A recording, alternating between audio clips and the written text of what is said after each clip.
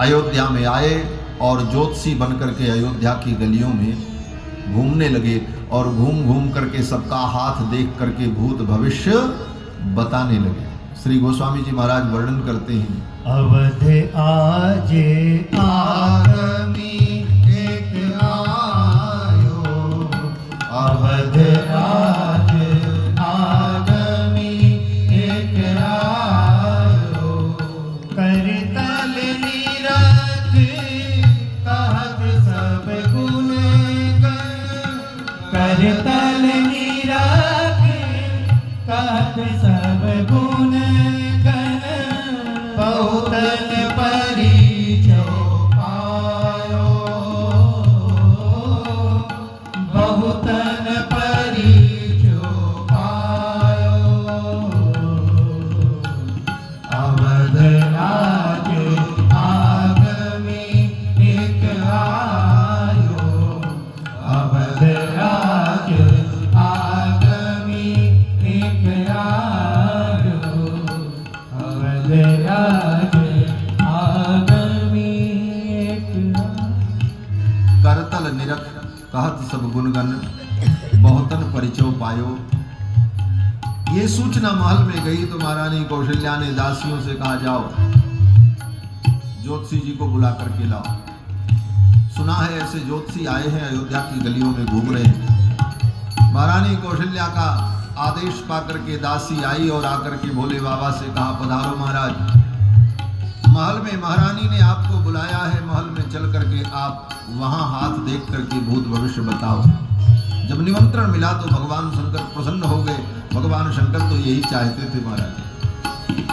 बूढ़ो बड़ो प्रमादिक ब्राह्मण, बूढ़ो बड़ो प्रमादिक ब्राह्मण, शंकर नाम सुहायो,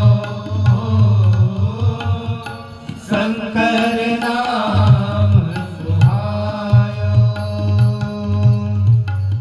संगी सुशीष सुनत कोशिया, संग सुशीष सुनत कौशल्या, भीतर भवन बुलायो, भीतर भवन बुलायो, अवध राज आगमी एक आयो, अवध राज आगमी एक आयो, अवध राज आगमी। मां कौशल्या ने बुलवाया और बड़े प्रामाणिक रूप में भगवान शंकर ज्योतिषी बन करके आए।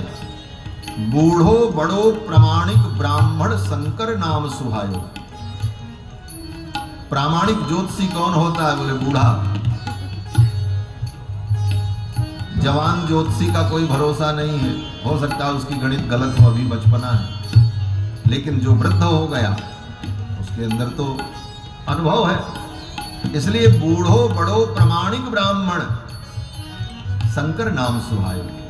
संग सुशिष्य, और साथ में एक शिष्य है। कौन? बोले काकभूषण जी महाराज।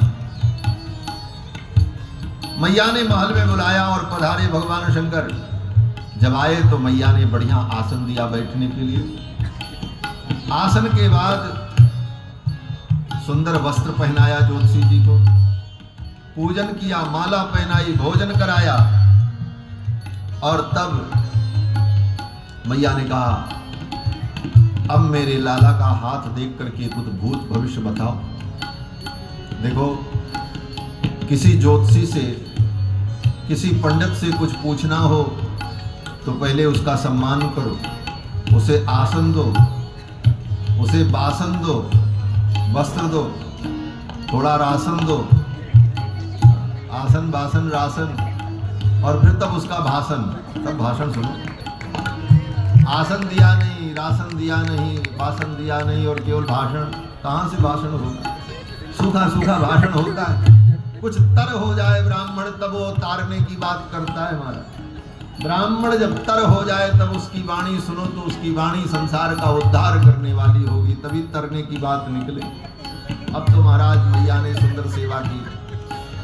पाई पखारी पूज दियो आसन, पाई पखारी पूज दियो आसन, असल बसल पहिरायो,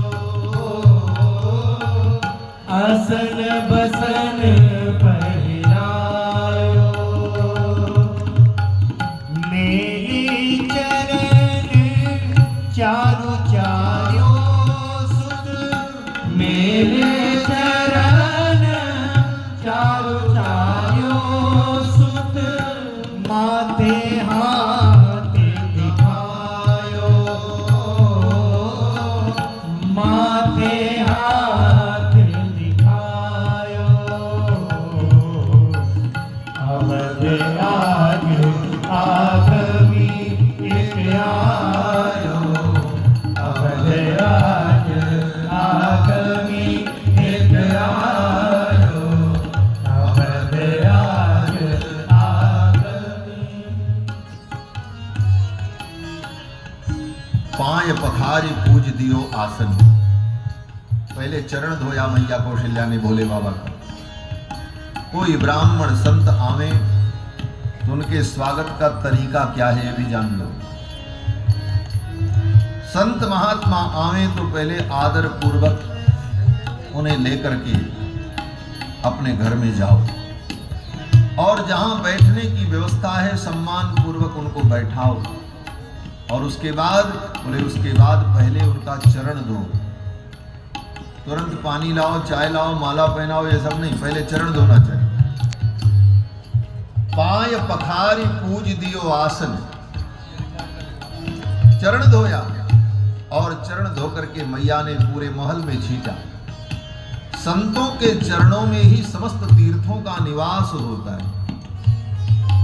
संत जहां जाते हैं वो तीर्थ होता है, इसीलिए संतों को तीर्थंकर कहा जाता है। तीर्थंकर माने तीर्थम करोति तीर्थंकरः, तीर्थंकर जब आएंगे तब वो तीर्थ तीर्थ बनेगा।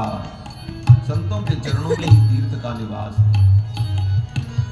आपने कभी विचार किया कि प्रयाग में, नासिक में महाकुंभ के अवसर पर सबसे पहले संत लोग स्नान क्यों करते हैं? शाही स्नान जिसको कहा जाता है। संतों की जमात पहले स्नान करती है, सामान्य व्यक्ति बाद में नहाता है। क्यों? भागवत में पढ़ लेना, गंगा जी के अवतरण का जब प्रसंग आया तो गंगा ने कहा मैं धरती पर तो जाऊंगी, लेकिन संसार के पापी प्राणियों के पाप से मैं बोझिल हो जाऊंगी, उनके उद्धार का सामर्थ्य मेरे अंदर कैसे आएगा? तो भगवान ने कहा जब संत लोग स्नान करेंगे तो संतों के स्नान करने पर तुम्हारे अंदर इतनी शक्ति हो जाएगी कि दुनिया के सारे पापियों का उद्धार करने का सामर्थ्य हो जाएगा। भागवत में वर्णन है। इसलिए कुंभ के अवसर पर गंगा अनंत अनंत प्राणियों का उद्धार करेगी, तो पहले संत लोग जाकर के स्नान कर लें, और संत जब स्नान कर लेते हैं तो उस गंगा में ऐसी विलक्षण दिव्यता आ जाती है। गंगा तो ऐसे भी दिव्य है, लेकिन संतों के स्नान से ऐसी दिव्यता कि अब चाहे जितने प्राणी आओ गंगा में डुबकी लगाओ, सबका उद्धार हो जाए, सबके पाप नष्ट हो। तो संतों के चरणों में ही तीर्थ का निवास। इसलिए पहले चरण धोना चाहिए, और चरण धो करके घर में छींटना चाहिए, चरण अमृत लेना चाहिए।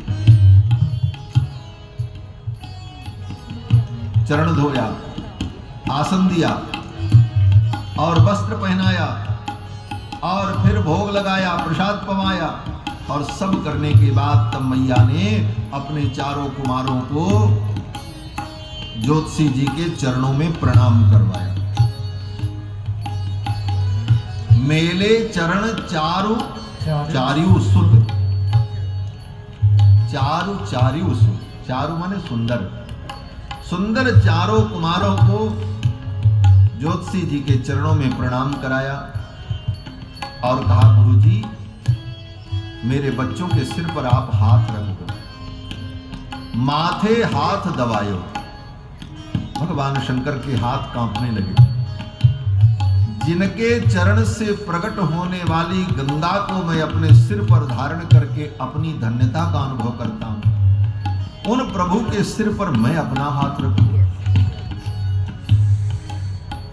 लेकिन लीला है, लीला में तो करना ही था। तो भगवान शंकर ने रघुनाथ जी के सिर पर हाथ रखा और ज्यों ही सिर पर हाथ रखा भगवान शंकर ने, भगवान के सुंदर केशों का स्पर्श होते ही काक पक्षधर श्रीमान, भगवान के सिर के केशों का स्पर्श होते ही भगवान शंकर को ब्रह्मानंद की विलक्षण अनुभूति होने लगी।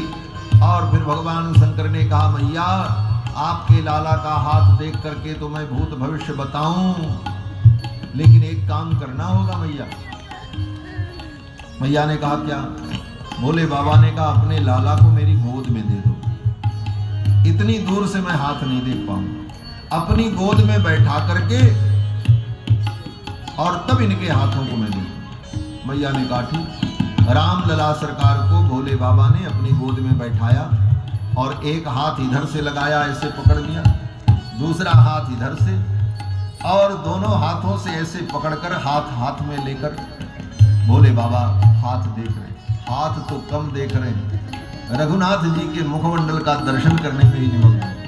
हाथ देखने का तो बहाना था। और भोले बाबा को हाथ क्या देखना है, भोले बाबा तो भूत भविष्य सब जानते हैं। और भोले बाबा ने वर्णन करना शुरू कर दिया।